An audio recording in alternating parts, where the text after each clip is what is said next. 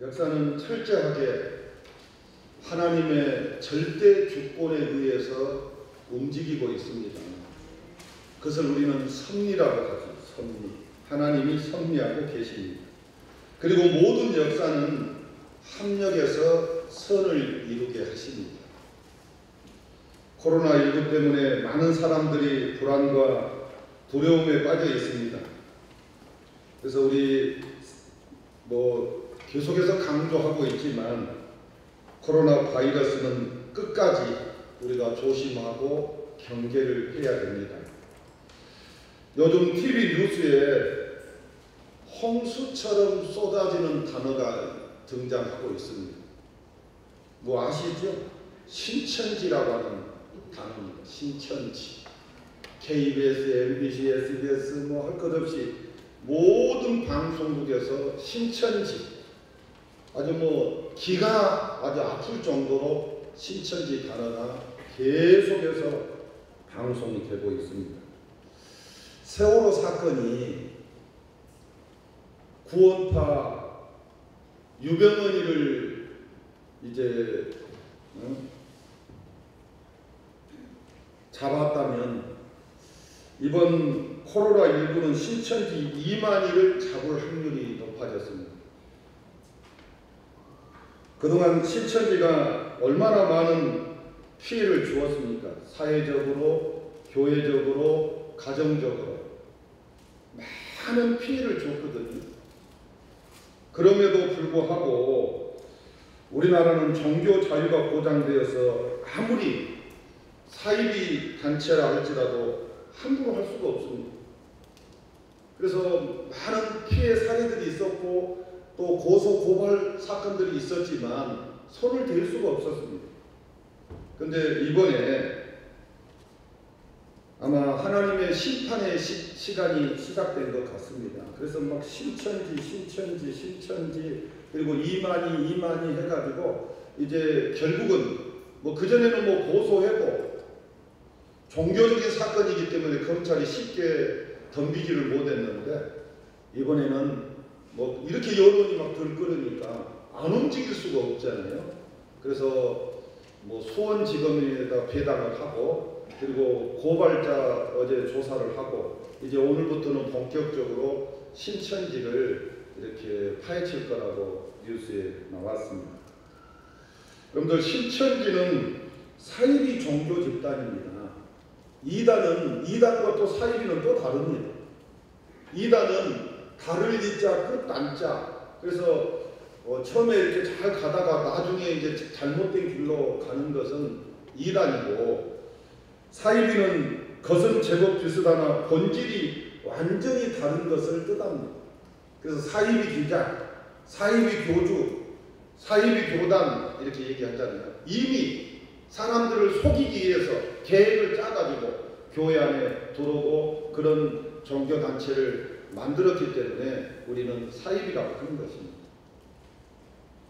오늘 설교 제목은 14만 4천 명만 구원을 받습니까? 라고 하는 제목입니다.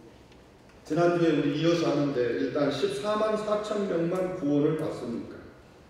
신천지에서는 14만 4천 명만 구원을 받는다고 그동안에 주장을 해왔습니다. 그래서 그가 14만 4천 명만 구원받는다고 주장했던 것은 뭐냐면 그때 당시에는 교인들이 얼마 많지 않았기 때문에 14만 4천 명만 구원받았다고 이렇게 하면 사람들이 그 말에 솔깃해가지고 그래서 많은 사람들이 돌아올 것이라고 생각을 했는데 예상보다 더 많은 사람들이 더 일찍 14만 4천 명에 돼버린 거예요. 그랬더니 이제 교리를 다시 변경을 한 거예요. 처음에는 14만 4천 명만 구원받았다고 했다가 지금 신천지 교인이 등록교인이라고 해서 완전히 과정을 맞춰가지고 완전히 신천지인이라고 하는 사람들이 22만이라겠다, 24만이라겠다 막 그랬잖아요. 그리고 지금 교육을 받고 있는 사람 한 10만 명 해갖고 30만이 넘는다고 하잖아요.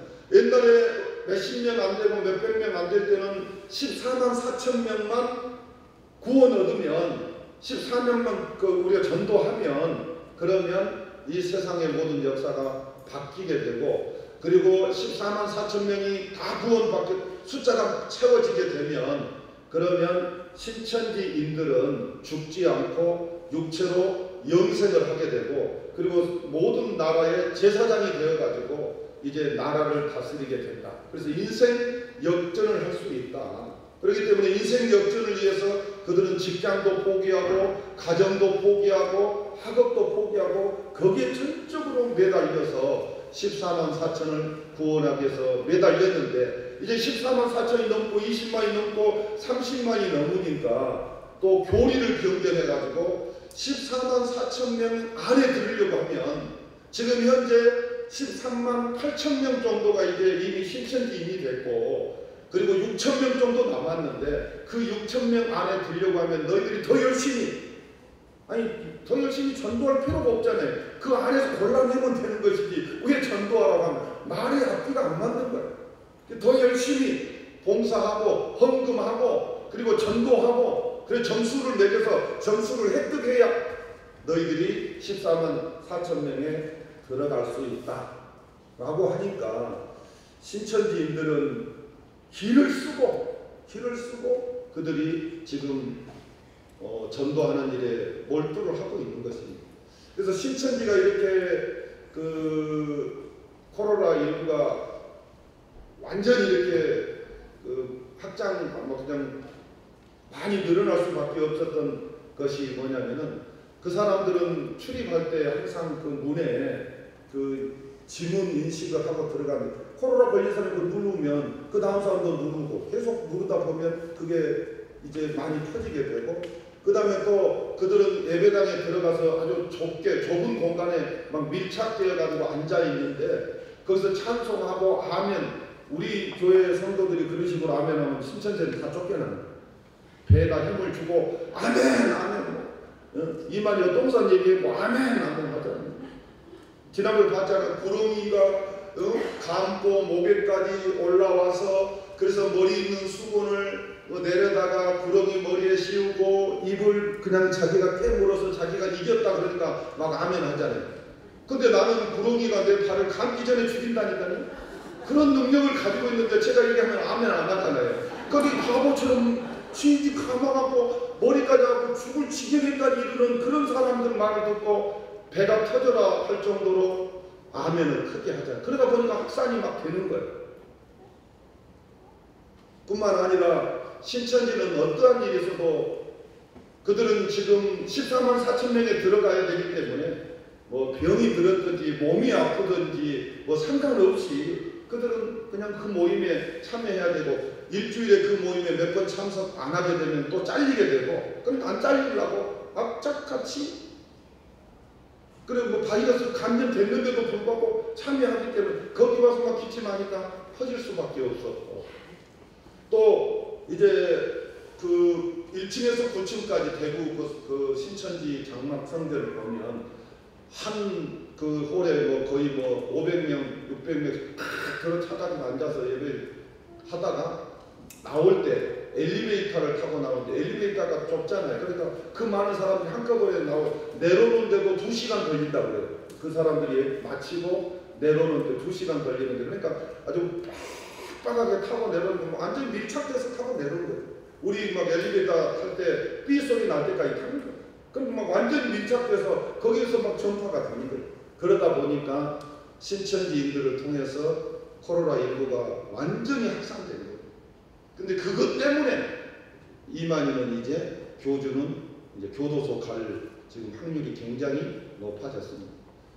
지난번에 신옥주도 대법원에서 최종적으로 상고를 기각해가지고 7년을 받았잖아요. 이단들은 결국 감옥 가는 거예요. JM에서 정명석이도 갔잖아요. 그 다음에 이재록이도 갔잖아요. 이런 사람들 다 그냥 이제 이만희가 갈 곳은 이제 교도소 가서 이제 콩밥 좀 먹고 남은 데서 거기서 살다가 뭐 영생을 하든지 지옥에 가든지 하겠죠. 그리고 막 그냥 신천지 용어는 그냥 코로나 안 걸린다고 그렇게 장담을 했는데 제일 많이 걸렸잖아요. 말이 되는 소리냐고. 우리가 살다 보면 코로나에 걸릴 수도 있고 암에 걸릴 수도 있고 감기에 걸릴 수도 있고 질병에 걸릴 수 있는 것입니다. 우리 예수님 믿는다고 해서 안 걸리는 게 아니에요. 교통사고 날 수도 있고 어려움을 당할 수도 있고, 그러나 그런 상황 속에서 우리가 믿음으로 이기고 나아가는 것이지, 하나님 믿는 사람들은 그건 딱 그냥 하나님이 무슨 인공 포장을 해가지고 우리들을 그렇게 해주시는 거 아니잖아요. 그런 거 걸리더라도 믿음으로 이길 수 있는 그런 힘을 하나님이 공급해 주시는 것입니다. 그래서 우리 오늘은 진짜로 14만 4천 명만 구원을 받느냐, 신천지에서는 14만 4천 명만 구원 받는다고 하는데, 지난주에 내가 설명했잖아요. 몰몬교 14만 4천을 주장하는 교단이 통일교, 안식일, 그 다음에 여호와의 증인, 그 다음에 우리 엘리야 복음 선교회, 복음 선교회, 이런 단체들이 14만 신천지, 그래서 14만 4천을 주장하고, 그래서 거기에 들어와야 구원 받는다고 하는데, 그 수를 합치면 1억 명 정도 된다니까요. 1억 명. 그럼 뭐 말이 안 되잖아요. 말이 안 돼. 그리고 오늘 본문을 여러분들이 구절을 다시 한번 읽어봅시다. 이일 후에 내가 보니 각 나라와 족속과 백성과 방언에서 아무도 능히 셀 수 없는 큰 무리가 나와 흰옷을 입고 손에 종려가지를 들고 보좌와 어린 양 앞에 서서 큰 소리로 외쳐 이르되 구원하심이 보좌에 앉으신 우리 하나님과 어린 양에게 있도다 하니 그랬습니다. 그래서 오늘은 14만 4천 명만 구원을 받습니까? 라고 하는 제목으로, 뭐 답은 아니다. 14만 4천이라고 하는 것은 상징적인 숫자에 불과하다. 사도 요한이 그 환상을 통해서 받은 계시인데, 그 받은 계시는 상징적인 숫자에 불과하지 꼭 14만 4천 명만 구원받은 것은 아니다. 그 다음 구절에 나온 대로 구원받은 사람들의 수는 우리가 셀 수 없을 정도로 많다고 성경은 우리에게 말씀을 하고 있습니다. 그래서 구원이 뭐냐, 이게 구원. 지난주에 얘기했죠. 구원이 뭐예요? 건짐을 받는 것이 구원입니다. 내가 건짐을 받았다, 구원 받았다 이 말이에요. 물에 빠졌다. 근데 물에 빠졌는데 내가 수영을 못한다. 그러면 놔두면 내 스스로는 그 물에서 못 나오는데, 그런데 그렇게 놔두면 어떻게 되죠? 죽는다 이것입니다. 그런데 119가 와서 나를 건져주었다. 그것을 우리는 구원 받았다 그런 거잖아요. 그래서 우리가 구원 받았다 이 말은 죄의 강물에 빠져있던 우리들이 이제 건짐을 받았다. 거기에서 죄사함을 받았다. 이것을 우리는 구원이라고 하는 것입니다. 구원이 뭐냐 할 때 우리는 죄사함을 받았다. 우리가 죄지어서 이제 영원히 죽을 수밖에 없었는데, 우리 스스로 죄 문제를 해결할 수 없었는데, 하나님이 독생자 예수 그리스도를 이 땅에 보내주셔서 우리 죄 문제를 해결해 주었기 때문에 그 예수님을 믿어서 내가 죄사함을 받고 구원을 받았다. 이것이 구원입니다. 그럼 두 번째로, 왜 우리가 구원을 받아야 합니까? 할 때 왜 구원을 받아야 되죠? 죄를 지었기 때문에 구원을 받아야 돼요. 죄 안 지은 사람은 구원 받을 필요가 없어요. 그런데 로마서 3장 23절에 뭐라고 했죠? 한번 타봅시다. 모든 사람이 죄를 범하였음에 하나님의 영광에 이르지 못하다. 그러니까 하나님의 영광에 이를 수 없다. 왜 이룰 수 없느냐? 모든 사람이 죄를 지었다. 이 모든 사람 속에 나도 포함되느냐? 포함된다 이것입니다. 이 포함 안 된 사람은 아무도 없다 이것입니다. 로마서 3장 10절에는 뭐라고 하냐면 의인은 없다. 하나도 없다. 다시 죄 안 지은 사람은 이 세상에 하나도 없다 이것입니다. 다 죄 지었다. 그럼 죄 지은 사람은 하나님의 영광에 이를 수 없다. 그러면 하나님의 영광에 이르기 위해서는 뭘 해결해야 된다고요? 죄 문제를 해결받아야 된다. 그래서 우리는 왜 구원을 받아야 되냐면 죄를 지었기 때문에 우리는 구원을 받아야 되겠습니다. 그래서 우리 이 세상에 죄 안 지은 사람이 아무도 없잖아요. 여러분들 혹시 죄 안 지은 사람이 있습니까? 여기? 죄 안 지은 사람 교회 나올 필요가 없습니다. 우리는 원죄가 있고 자본죄를 언제 영향으로 또 자본죄를 수없이 짓고 살아가잖아요. 그래서 그 죄를 수없이 짓고 살기 때문에 그 죄가 있으면 그 죄 문제를 해결받지 못하면 우리는 멸망을 당하게 되는데, 그런데 죄 문제를 우리가 해결받아야 될, 또 해결해 줄 그런 분이 우리에게 있기 때문에 우리가 이 자리에 나온 거잖아요. 왜 우리가 구원 받아야 되느냐 이렇게 물어본다면, 내가 죄를 지었기 때문에, 나는 언제도 있고 자범죄도 있기 때문에 나는 구원을 받아야 된다 이것입니다. 죄 문제를 해결받아야 된다. 그 다음에 세 번째로는 누가 구원을 받아야 하느냐. 누가 구원을 받아야 되느냐. 죄 짓는 모든 사람은 다 구원을 받아야 됩니다.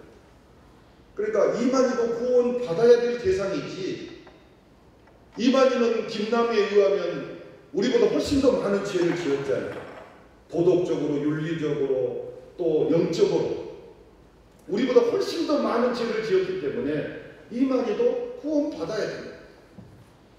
완전히 무슨 자기가 영적 결혼을 했다고 그랬는데, 김남희가 그랬잖아요. 자기는 영적 결혼한 게 아니고 육적 결혼을 했고, 왜 그러면은 이만희하고 자기가 이렇게 결혼하게 됐느냐, 그 과정을 쭉 설명했잖아요. 개롱대 집에 어떻게 보면은 지금 신고해도 될 거예요. 근데 뭐 결혼을 해봤기 때문에 뭐 신고가 될랑가 안 될랑가 모르지만은 성폭행을 당한 거예요. 밤에 내로라 해가지고, 그래가지고 거짓말 쳐가지고 하나님 예비해 놓은 그런 아내라고 해가지고 그런 식으로 꼬셔가지고 김남희를 자기 부인 만들고, 그리고 그 가정 파탄내고 이혼시키고, 그리고 자기 아내 만들었으니까 얼마나 나쁜 사람이에요. 만약에 내가 그랬다면 여러분들 교회 나오겠습니까? 아무도 안 나오네. 근데 그 신천지 사람들은 나온다니까요. 그게 얼마나 웃기냐고. 그게 정신 돌봐줘야 될 사람입니다. 그 다음에 우리가 누가 우리를 구원해 주십니까 할 때, 주권의 출처, 우리를 구원해 주신 분이 누구냐 이게. 누가 우리를 구원해 주냐, 누가 119 대원이냐 할 때 우리는 본문 10절에 뭐라고 했습니까? 다 같이 읽어보시죠. 큰 소리로 외쳐 이르되 구원하심이 보좌에 앉으신 우리 하나님과 어린 양에게 있도다. 자, 구원하심 누구에게 있어요? 보좌에 앉으신 하나님과 그리고 어린 양. 우리가 잘 아는 대로 구원을 계획하신 분은 성부 하나님이고, 그리고 구원을 이 땅에 오셔가지고 완성하신 분은 성자 하나님이고, 그 구원을 우리 모든 사람들에게 각자에게 적용시켜 주신 분은 성령 하나님입니다. 그래서 성삼위 하나님께서 우리의 구원의 주체가 되는 것입니다. 뭐 사람이 주체가 되는 게 아니에요. 어떤 집단이 우리 구원의 주체가 되는 게 아니고 성삼위 하나님이 우리 구원의 주체가 된다. 그 다음에 우리가 누가 구원을 받습니까 할 때, 구원의 대상은 누가 구원받죠? 여러분들 어떤 사람들이 구원을 받습니까? 누가 구원을 받아요? 어떤 사람이 구원을 받아요? 결국에는 하나님이 영생 주기로 작정해놓은 사람들만 구원받습니다. 다시 말해, 선택해놓은 사람들만 구원받습니다. 우리 한번 사도행전 13장 48절을 다 같이 한번 보시죠. 시작. 이방인들이 듣고 기뻐하여 하나님의 말씀을 찬송하며 영생을 주기로 작정된 자는 다 믿더라. 자, 여러분들 영생 주기로 작정해 놓은 사람이 있다 이것입니다. 그 사람들은 이 땅에 살면서 죽기 전에 반드시 믿게 되어 있습니다. 그러니까 하나님이 자기 백성, 택한 백성, 에베소서 1장 3절 한번 띄워주시면, 자 시작.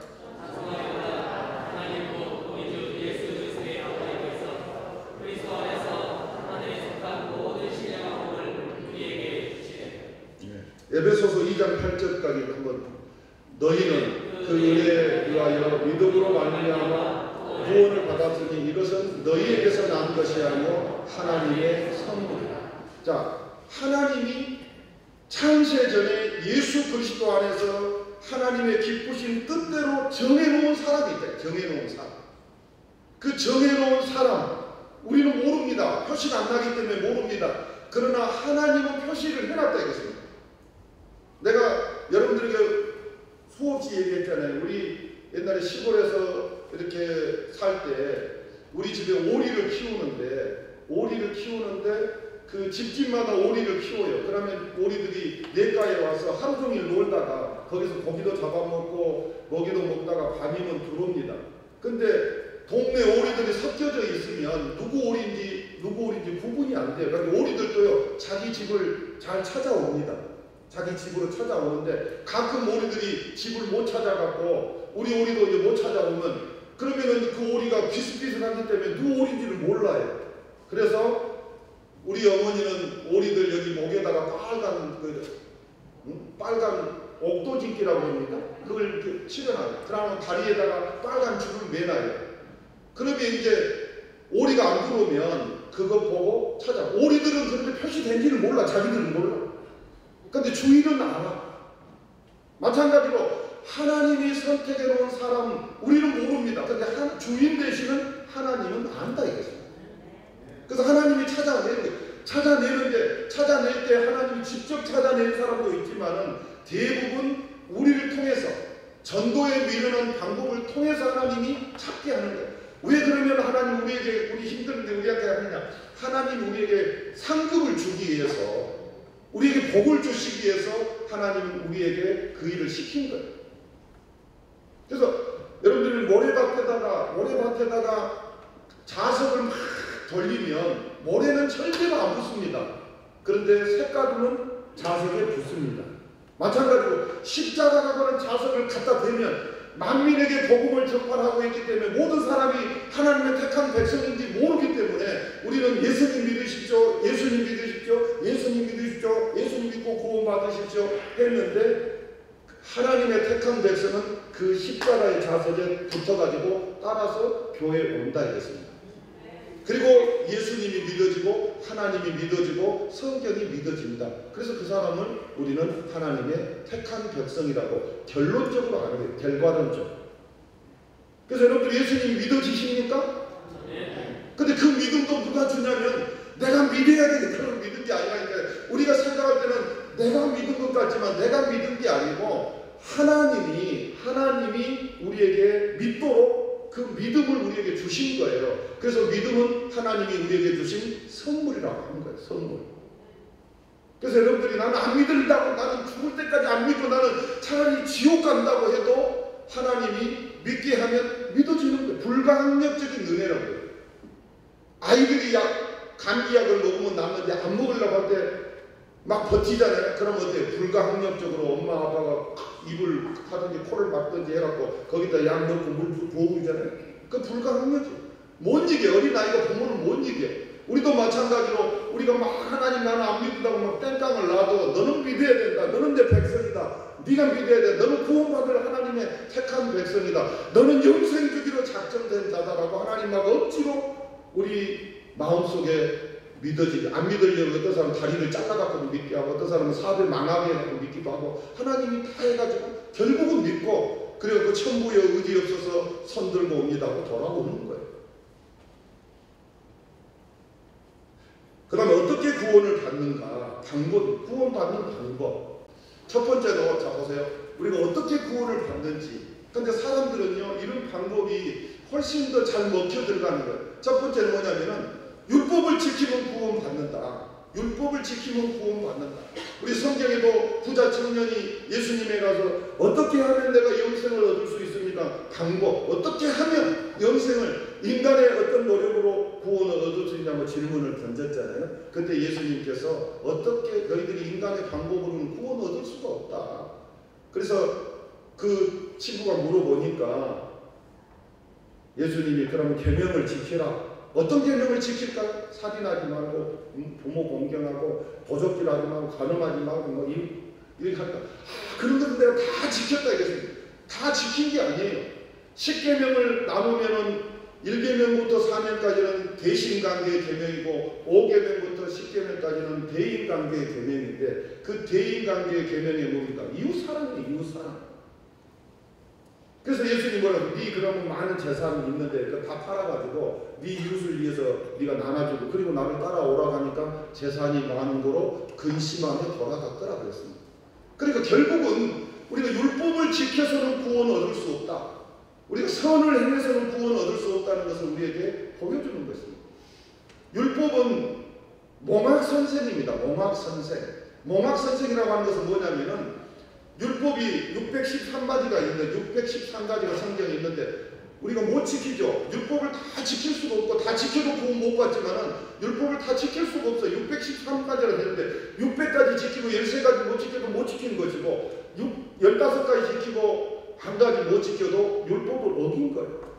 오늘 다 지켰는데 또 내일 못 지키면 또 어긴 거예요. 그렇기 때문에 율법을 지켜서는 구원을 얻을 수가 없습니다. 지킨다고 해도 구원을 못 받지만 지킬 수도 없어요. 몽학 선생인데 그 율법이 너 주일 안 지켰지? 너 11조 안 드렸지? 너 전도 안 했지? 그러니까 다 이제 그렇게 하면은 아 내가 죄를 지었구나. 그러면 너 죄인이다. 너 죄인. 너 죄인이야. 죄를 우리에게 알게 해줘가지고 그리고 우리를 데리고 어디로 가는 거죠? 예수님에게 데려다 준 거예요. 너는 율법을 못 지키니까 너 못 다 지킬 수가 없고 그러니까 너는 예수님에게 우리를 데려다 줘가지고 너 저 예수님 믿어야 네 죄 문제 해결하고 구원 받을 수 있다. 그래서 율법을 몽학 선생이라고 얘기합니다. 데려다 주는 선생. 예수님에게 데려다 주는 역할만 하는 거예요. 그래서 너 예수 믿어야 구원 받는다고 율법이 알려주는 겁니다. 그리고 율법이 우리에게 필요합니다.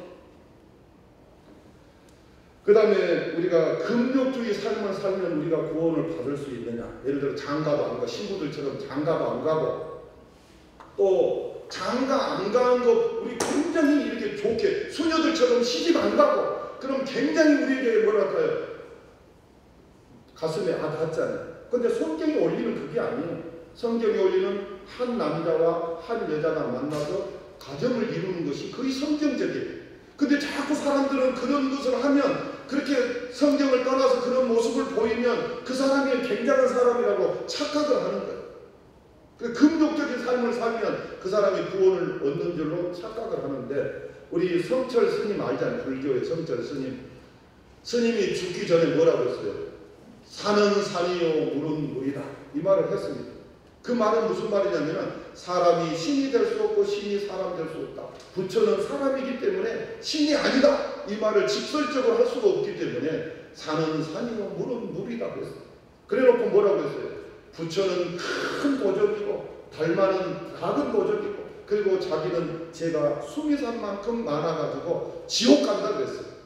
그러면 우리가 잘 아는 대로 성철 스님은 7년 동안 뭐 자선을 하고 그리고 하루에 한 끼 먹으면서 그렇게 금욕적인 삶을 살았는데 그런데 그분이 남긴 마지막 유언은 뭡니까? 지옥 간다 이것입니다. 그러니까 금욕적인 삶이 우리를 구원해 주는 것도 아니다. 그 다음에 천주교는 뭐라고 또 얘기하냐면은 예수님 믿고 굉장히 우리에게 와닿습니다. 예수님 믿고 플러스 거기에다가 너희들이 공덕 또는 공적, 수척을 덕을 쌓아야 그래야 구원 받는다. 이렇게 하니까 우리 아무 노력도 없이 구원 받는다고 하니까 우리들은 너무 싸구려인 줄 알고 자꾸 그러는데 아닙니다. 그래서 천주교에서는 예수님도 믿고 플러스 너희들이 덕을 많이 쌓아야 된다. 헌금도 많이 하고 전도도 많이 하고 봉사도 많이 하고 선한 일도 많이 하고 그래야 구원 받는다. 그런데 그러면 예수님 여러분들 십자가의 공로를 이것은 아주 무력화시키는 것이고 예수님이 구원 안성한 것을 믿지 못한 불신앙이 되는 것이고 뿐만 아니라 우리가 얼마만큼 덕을 쌓아야 될지 예를 들어서 여기 있는 성나산만큼 쌓아야 될지 아니면 북한산만큼 쌓아야 될지 한라산만큼 쌓아야 될지 백두산만큼 우리가 선을 쌓아야 될지 기준이 없는 거예요. 얼마만큼 쌓아야 구원을 얻을 수 있는지 기준이 없어집니다. 말이 안 되는 소리를 하고 있는 거예요. 그래서 성경에는 또 여러분들이 잘 아는 대로 특정 종교 집단에는 자기들 단체로 와야 구원 받는다고 하죠. 자기들 단체 신천지에 와야 되고 엘리야 복음 성교에 와야 되고 그 다음에 뭐 통일교에 와야 되고 어머니 하나님의 교회에 와야 구원을 받는다. 이런 특정 종교에 들어가야, 어떤 특정 집단에 들어가야 구원을 얻는다. 이런 성경의 구절은 한 구절도 없습니다. 그럼 어떻게 우리가 구원을 받을 수 있는가? 우리 사도행전 16장 31절 다 같이 하시죠. 시작. 이르되 주 예수를 믿으라. 그리하면 너와 내 집이 구원을 받으리라. 네, 주 예수를 믿으라. 예수님이 구원 얻는 모든 길을 다 완성해놨다 이것입니다. 믿습니까? 그걸 확실히 믿어야 돼. 여기서 우리가 뭐 머리를 긁거나 여기서 우리가 가면 안 되고, 예수님이 내가 다 이루었다고 그랬잖아요. 구원을 완성해, 완벽하게 해놓은 거야. 완벽하게. 조금도 뭐 부족함이 없거나 예수님 믿어서 구원을 우리가 받을 수 없는 그런 어떤 함정이 있거나 흠이 있거나 부족이 있는 게 아니고 완벽하게 우리의 구원을 완성해 놨기 때문에 우리는 예수님만 믿으면 구원을 얻는다고 하나님은 우리에게 약속한 거예요. 만약에 하나님이 이렇게 해놓고 우리 구원 안 해주면 하나님은 사기꾼이에요. 사기꾼. 그 다음에 우리 로마서 10장 9절에 10절 시작. 내가 만일 내 입으로 예수를 주로 시인하며 또 하나님께서 그를 죽은 자 가운데서 살리신 것을 내 마음에 믿으면 구원을. 근데 이 믿는다는 게요 쉬운 일이 아니라니까요. 아무리 믿으려고도 안 믿어지는 사람이 있어요. 불택자는 안 믿어져요. 우리가 고기를 사주고, 예를 들어서 또 아니면 술도 사주고 집도 사주고 모든 것을 다 해줘도 불택자는 죽을 때까지 안 믿어집니다. 교회는 따라 나올 수 있어요. 그러나 그 마음속에 믿어지지는 않습니다. 근데 하나님이 택해놓은 사람들만, 예수님 안 믿을 사람들, 저 사람은 죽을 때까지 안 믿을 사람인데 어느 날 예수 믿고 성경책 들고 교회 다니는 거 많이 보잖아요. 영생, 우리 어머니도 내가 신앙한다고 할 때 우리 집은 뭐 아무도 제 대문 앞에서 뭐라고 했어요? 나를 죽이고 가라고 그랬잖아요. 그 못된 짓거리 하려면 나를 차라리 죽이고 가라. 근데 나중에 믿으셨잖아요. 하나님의 택한 백성은 몰라서 그게 진리인지 구원인지 모르다가 이제 나중에 하나님의 깨닫게 되면 믿게 되는 것이고, 그러나 불택자는 죽을 때까지 안 믿어집니다. 믿고 싶어도 안 믿어지는 거예요.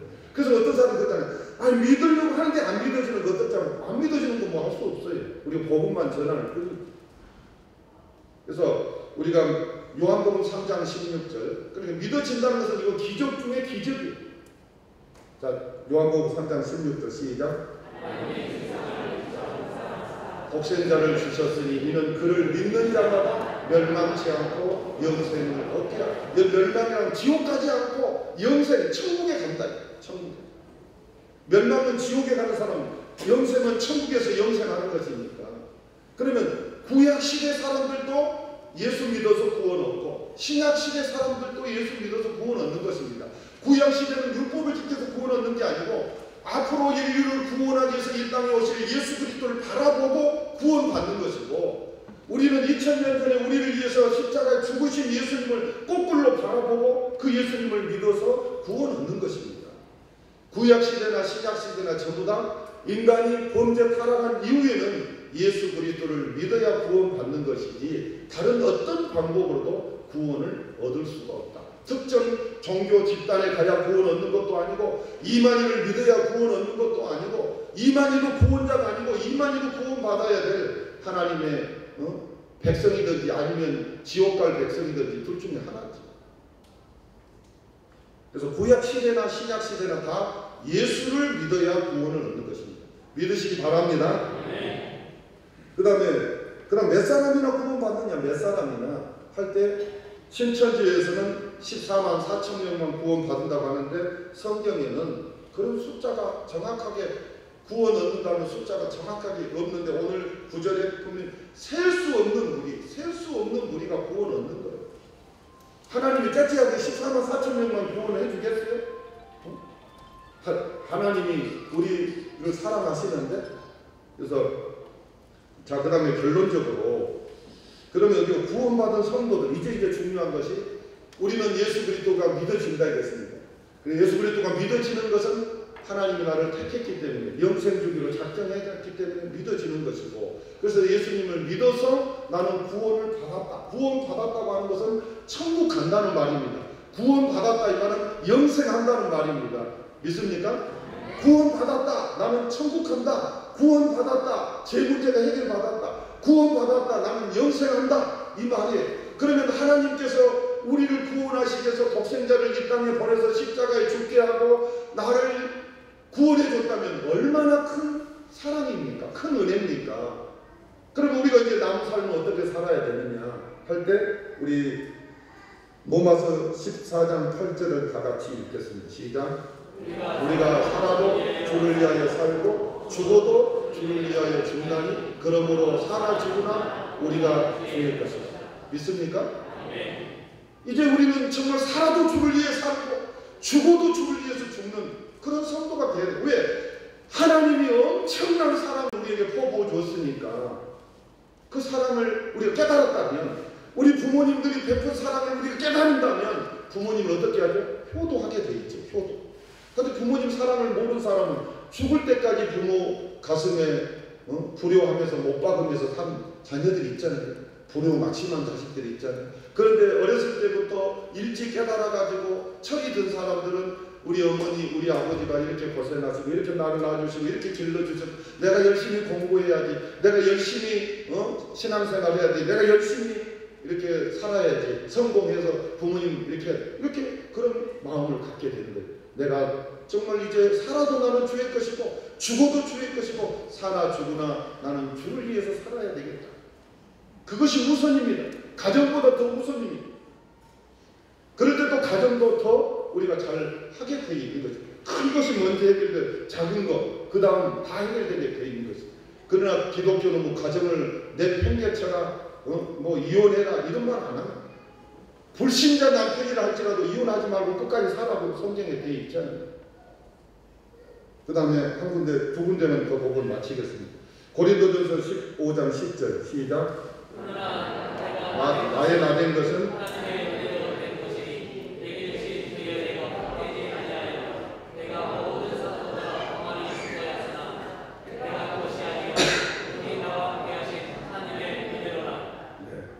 사도 바울 정말 저주받아야 될 마땅한 사람이었잖아요. 그런데 하나님이 담에색 도상에서 그를 만나주셨고 변화시켜주셔서 사도의 직분을 주었잖아요. 그래서 너무너무 감격해가지고 다른 사도들보다 더 열심히 복음 전했잖아요. 그래서 디모데후서에 보면은 자기의 모든 삶을 제사 때 부어드리는 술처럼 간제와 같이 자기의 모든 삶을 다 부어드렸다고 했잖아요. 그런데 그것도 뭐 때문에 그렇게 했느냐? 하나님의 은혜가 너무 크기 때문에, 너무나도 하나님의 은혜가 크기 때문에 그렇게 했대요. 그런데 그것도 내 힘으로 한 게 아니고 하나님이 내게 은혜를 주셨기 때문에 그렇게 했다고 고백하고 있지 않습니까? 그 다음에 마지막으로 고린도전서 15장 58절 시작. 그러므로 내 사랑하는 형제들아 견고하며 흔들리지 말며 항상 주의 일에 더욱 힘쓰는 자들이 되라. 이는 너희 수고가 주 안에서 헛되지 않고. 자, 우리는 사랑하는 형제들아 견실하며 흔들리지, 이 구원 신앙이 흔들리면 안 됩니다. 아니, 내가 구원 받았는데 신천지 갈 필요도 없고 만천지 갈 필요도 없고 새천지, 이제 신천지가 망하면 보시면 새천지가 나온다잖아요. 새천지 갈 필요도 없어요. 내가 예수님 믿어서 구원 받았으면 내가 믿음의 뿌리를 깊게 내리고 흔들리지 않고 요동하지 않고, 그리고 딱 뿌리를 내리고 그 다음에 꽃을 피우고 많은 열매를 맺고, 그래서 영광을 하나님께 돌리는 성도가 돼. 흔들리지 말라는 것입니다. 그리고 주의 일에 더욱 항상 힘쓰는 자가 되라. 여러분들이 다 그런 성도가 되시기를 주 이름으로 축원합니다. 기도하겠습니다. 1분간 말씀을 생각하시면, 우리를 구원해 주신 하나님 은혜 감사합니다. 정말 내 남은 삶을 나를 구원해 주신 그 예수님을 위해서 살겠습니다. 내가 어떠한 위협이 올지라도 흔들리지 않겠습니다. 기도하겠습니다.